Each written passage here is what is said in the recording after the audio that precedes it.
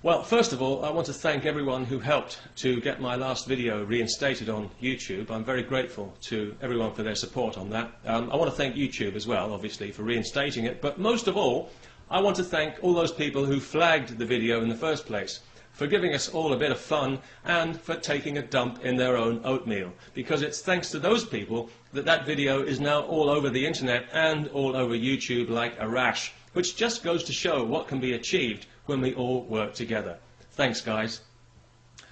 I was told that it was removed because it violated YouTube's guidelines on hate speech, in particular where I referred to the entire country of Saudi Arabia as mentally ill. So let me just clarify that point now to avoid any future confusion. It's my belief that the laws which govern the country of Saudi Arabia are insane and wicked laws, and that the people who enforce them are seriously mentally ill. Of course, there are people in Saudi Arabia who disagree with those laws and who would rather things were different in that country, and I wouldn't mind betting that the majority of those people are female. However, they still have to live in a society which is governed with an iron rod by superstitious barbarians and policed by violent fanatics. In other words, a society which is in fact mentally ill.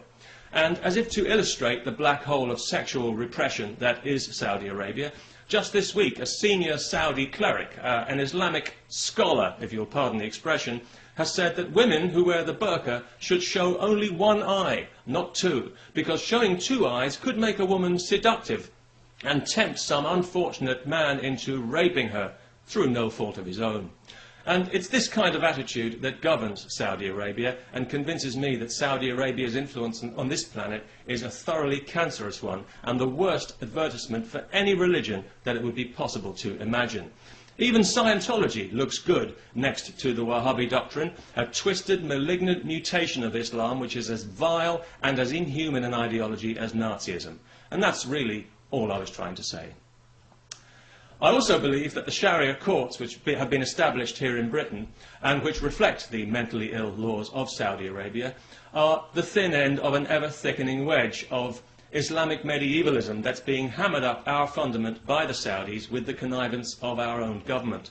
Our Prime Minister wants London to be the Sharia banking capital of Europe. I'm not sure why. Maybe he's got a side bet with the Dutch and the Swedish governments to see who can completely Islamicize their societies first.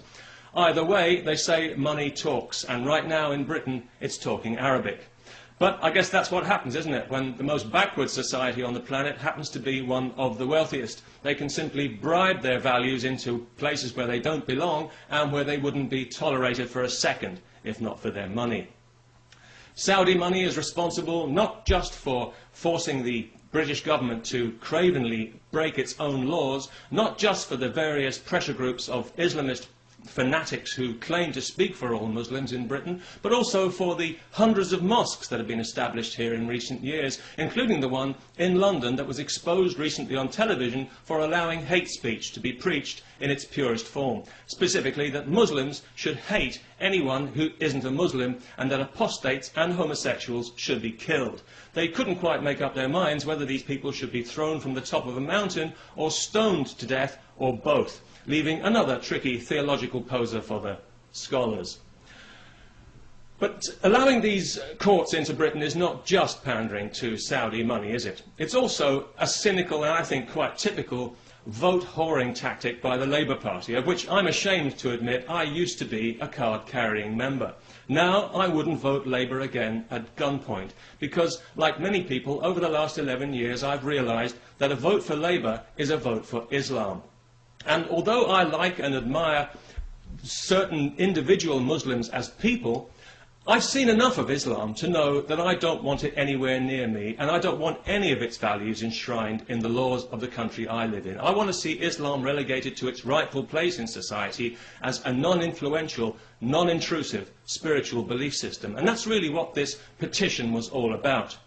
It did quite well in the short time that we managed to publicise it, but now it's closed. However, there is a new petition which runs until the end of the year, which should give everyone the chance to spread it around far and wide.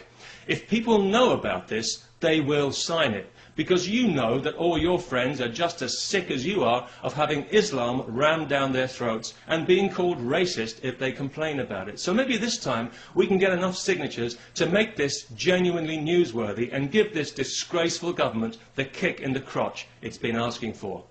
Oh, and if the people who flagged the last video could do me a huge favour and flag this one as well, I'd be most grateful. Thanks again for all your help. Peace.